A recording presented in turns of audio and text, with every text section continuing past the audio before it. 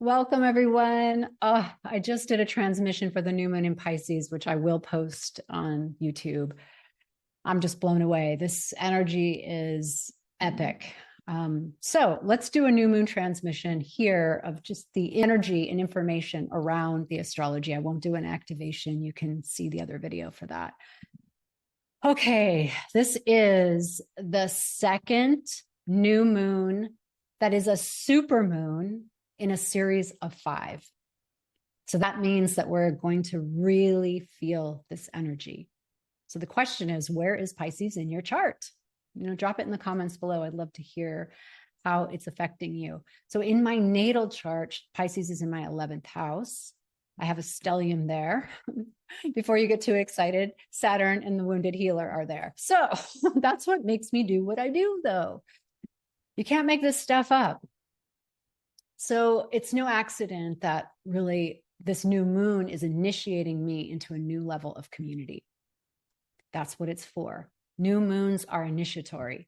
My astrologer, Michael Lennox, used to say to me that you need a new moon to initiate whatever your desires are. And that new moon has to be in the placement of that particular desire. So if you want a relationship, then the new moon that's activating whatever house of your relationship. So this in my 11th house is activating community. And I'm truly a stand for community. If you know my work in the Evolving Sisters Network and the membership and everything I do is about us getting together as the feminine and reclaiming our feminine so that we can lead. We can be evolutionary feminine leaders. So this Pisces season, there's a stellium. We have the sun and the moon in Pisces on the 10th of March. Venus will move in after. We have Mercury there, but Mercury will leave and go into Aquarius tomorrow, which is, I'm filming this on the 8th of March. And then we have Saturn in Pisces. So we have some Pisces energy. And, on the axes of Pisces, right, we have the shadow, which is delusional thinking, escapism. And on the light side, we have really like cosmic consciousness, oneness consciousness. So this new moon is really important because it's actually activating a cycle with the eclipse. And the eclipse is activating the letting go of what's required to truly step into the new, our new dharma, our new purpose. And I'm saying new purpose because it really can be new, or it's like a new version of your purpose. It's huge. So let's talk about the lunar and solar eclipse. The eclipse season starts on the full moon at the end of March, 2 weeks after this new moon that's happening on Sunday. So that means that this new moon is actually the activator of that eclipse season, since that eclipse season is starting with a full moon. So we go back to the new moon, and here we are at the Pisces new moon. So we are already now in the wormhole. And that's fitting for Pisces because Pisces is the wormhole. It's the womb. It's the womb consciousness. It is not only represented by your own womb, but the womb of the world, the black hole of the world that birthed the universe. So we are in a letting go period because Pisces represents the last sign of the zodiac, which is a completion. So we're going to see many ways in which our lives are completing and getting ready to open to something new, something fresh. And for those of us who, have our tight grips on the past, I think we've kind of had our knuckles beat over time, especially that Scorpio eclipse season, last season. So our grip is loosening and we're learning how to trust. We're learning how to receive. We're learning that the universe does have our back and that it's really our trusting and our stepping out of fear that's going to make the difference for us. So the lunar eclipse, 2 weeks after the new moon, initiates us into that 2-week period between eclipses. which culminates on April 8th with a total solar eclipse new moon in Libra. The sun will be in the sign of Aries. And so that total solar eclipse, it will be total in the United States and parts of Mexico, which I'm super excited to be witness to. It's called Totality, and I will be in Austin during it, so I'm so excited. I've never been in a kind of a reboot scenario like that. I missed the one in 2017. So that period, that solar eclipse new moon is exact with Chiron, the North Node in Chiron. Chiron represents the wounded healer. The North Node is our future Dharma. So we are in a healing portal. And I love that too for Pisces, because Pisces is the quintessential mother healing. It's Cancer is really the mother, but it's got that energy of holding, of witnessing. It's very yin energy. So we are in a healing portal. And that healing portal might not look like a healing portal, but it really is. So whatever it is that you're letting go of, it's kind of like the phrase, let go, let come. Let go, let come. Like, just do that. Let go, let come. And that's how easy it can be. And it's not going to be surprising. These things have been germinating over time. And mostly they're going to be around relationship issues. So relationship with friends, family, and lovers, partners, husbands, wives. And that goes along with the North Node in Aries generally, who really wants our sovereignty online before it wants us to partner. So you can see that transmission separately in a different video. So whatever it is that we've been holding back, we're gonna feel the floodgates open and the calling forward in this new moon. It's also going to amplify our spiritual power. And I was sharing about this in the activation. What does that mean to amplify our spiritual power? The way that I feel it is that our spiritual power is the power to create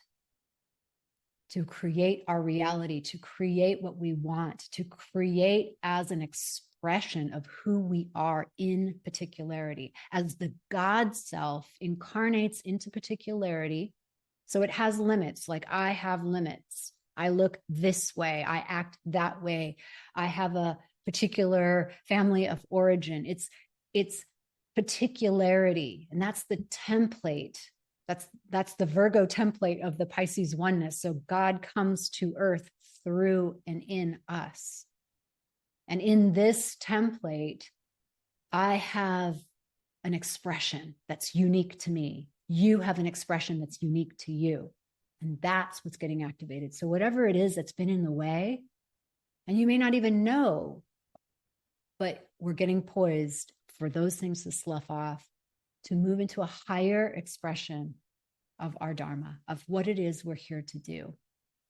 And again, where Pisces is in your chart may give you some insight about that area. So Pisces is a receptive energy. It's a very yin energy. And the moon itself, herself, is very receptive in yin. And also the womb space is receptive and yin. So there's nothing about needing to force. And I think that's where the feminine reclamation comes through. And that's where the womb teachings are so important, because we have denied our feminine power through taking on too much masculine. And I'm the first to say that was me. You know, I became a lawyer. I totally like to get shit done. And there's nothing wrong with any of that. But what I see now as feminine reclamation isn't that I'm as smart as the boys, isn't that I can't hold my own in a boardroom, is that my body has superpowers that are completely untapped. Do you get that? Untapped. Like, our culture knows nothing about it. And I want to tap into it, because in that it's easy, it's light. because I know everything. Everything I need to know it will already reveal itself to me if I have a clear relationship with it and I align my will to its will. And it is your primordial voice. It is your first voice, your original voice.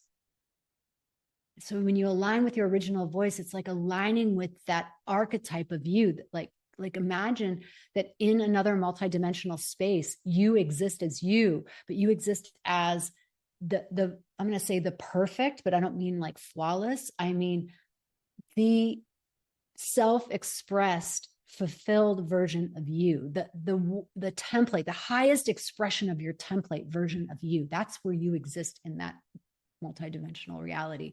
And then we come to Earth, and there's a shock in Earth, and that shock begins at birth. Like, holy crap, I've got to come out of this comfortable womb space and into this light and sound and particularity and noise.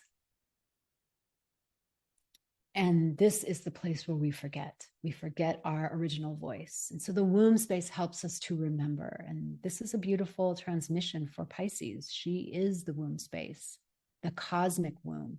And we have the cosmic womb in our bodies, as the masculine does in its power center. But we are the generators of creation. It takes two to tango for sure, the seed and the egg, the sperm and the egg. But we are the carriers of life. We are the birthers of life. And so we have left all of that gnosis on the table.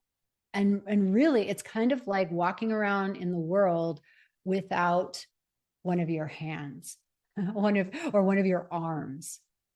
You know, you've been walking around with less than your capacity. And that's what feminine reclamation in this new moon gets to bring you. So really, we're going to be able to step into the energy of trust. It's time to trust yourself. It's time to complete on the old contracts. Many, many old contracts, sacred contracts are completing, and there's nothing wrong. They're just completing. People are dying. People are divorcing. People are separating. People have new truths. People are finding new partners that match with them even better.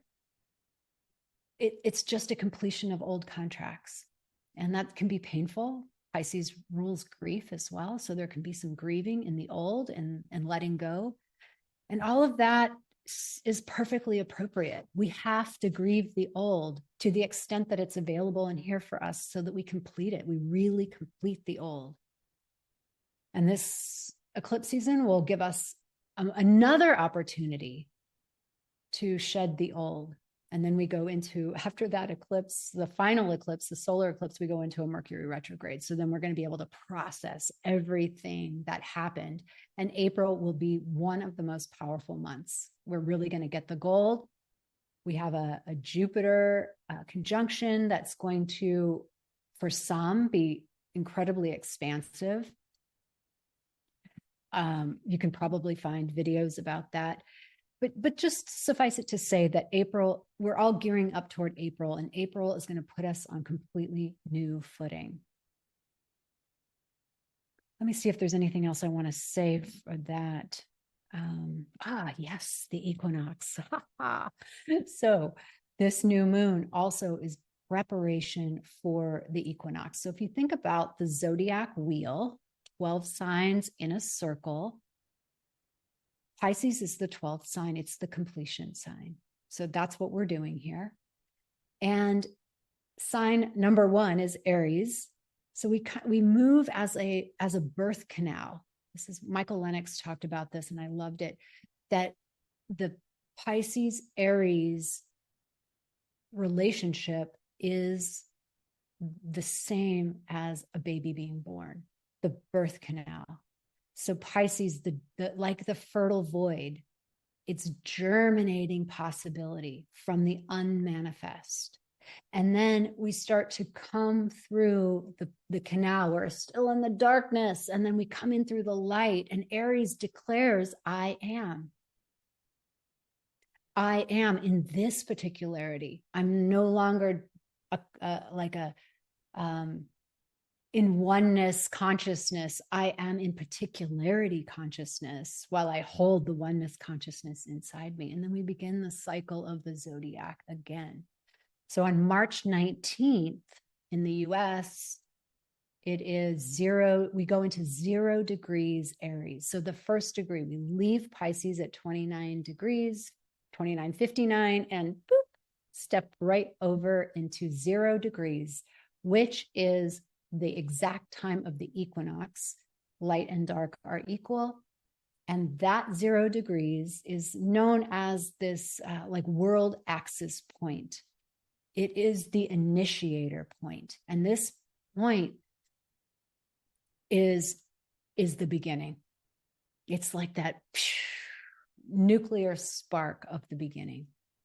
So this is what's being geared up for us. And right now we're in the womb space. Right now we're being with the womb space. We're in the womb space. I'm doing a lot of womb work. I have a womb retreat coming up. I'll probably do a womb workshop because I'm so lit up with how the superpower that we've been waiting for. You know, we all want grace and ease and flow, and we want to receive the bounty and goodness of life. But if you don't have your womb online, that's where it comes from. That's who sources it. That's who magnetizes it to you. That's who tells you what's up, like how you, like it's even deeper than your intuition. So I think that's all I'm going to say for now on this activation of the new moon. You can check out the video to receive an actual womb activation. I'll be posting it here. And you can also tune into the North Node in Aries to find out more about what's happening. And I will be doing more videos on Chiron, the Wounded Healer. I think I've done some on Chiron, the Wounded Healer, but I want to do more because I really feel simpatico with Chiron, the Wounded Healer, since that's part of my Pisces stellium. And I've been working with that energy for many, many years, including when I turned 50, because when you turn 50, you have your Chiron return. So there's a lot here, a lot happening. It's big, it's initiatory, but it's also closing out. So you're going to feel all the feels. It may not be comfortable, and that's okay. Take a saltwater bath, cry your eyes out, let with the intention that it's purifying and that you are coming to completion. And completion doesn't always mean the end. Completion is that I am complete with this pattern and I may have to complete over and over again. So completion is just healthy. It's the way that we pull out other people's cords from inside of us. And we simply be as the autonomous person relating, you know, so we're not over here and someone's over here. We're really relating and we're with someone, but we're not like this, collapsed into someone. You know, I like maybe like this, interdependent. So those are some of the themes that are presencing inside the new moon that will prepare us for what's to come. Thank you for joining, and I'll see you on the next video.